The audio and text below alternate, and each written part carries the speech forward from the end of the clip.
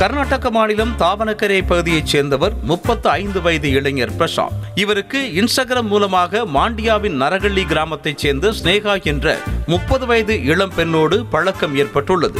Cellphone எண்களை வாங்கிய இருவரும் மணிக்கணக்கில் பேசி தங்களுடைய காதலை வளர்த்து வந்தனர்.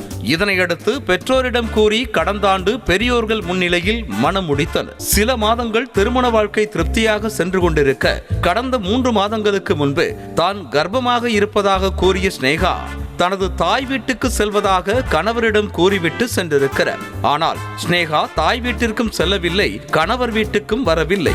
ஐயோ, கர்ப்பிணியான தனது மனைவிக்கு என்ன ஆச்சோ ஏதாச்சோ என பதறிய பிரசாந்த் தாவணகரே கேடிஜே நகர் காவல் நிலையத்தில் புகார் அளித்தார்.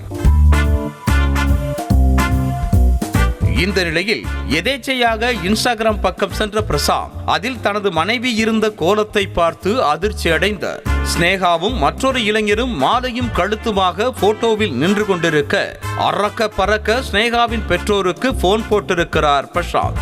எதிர்முனையில் இருந்த ஸ்னேகாவின் பெற்றோரோ தனது மகளுக்கு ஏற்கனவே 2 முறை திருமணம் நடைபெற்றுள்ளது என்றும் 3வதாகத்தான் உன்னை திருமணம் செய்து கொண்டார் என்றும் தற்போது உன்னையும் விட்டுவிட்டு 4வதாக வேறு ஒருவரை திருமணம் செய்திருப்பதாகவும் பிரசாந்திடம் கூலாக பேசி குண்டை தூக்கி போட்டிருக்கின்றனர். இதனை கேட்டு அதிர்ச்சியின் உச்சிக்கே சென்ற பிரசாந்த் தனக்கு திருமணமாகவில்லை என கூறித்தான் ஸ்னேகா தன்னை திருமணம் செய்து கொண்டார் எனவும் தான் ஏமாந்ததை போலவே 4வது கணவருக்கும் நாமம் போட்டுவிட்டு 5வது இளைஞரை ஸ்னேகா தேர்ந்தெடுப்பதற்கு முன்பாக போலீசார் விலங்கு மாட்டி திருமண ராணிக்கு பாடம் எடுக்க வேண்டும் என மீண்டும் போலீஸ் ஸ்டேஷனுக்கே சென்றிருக்கிறாரா?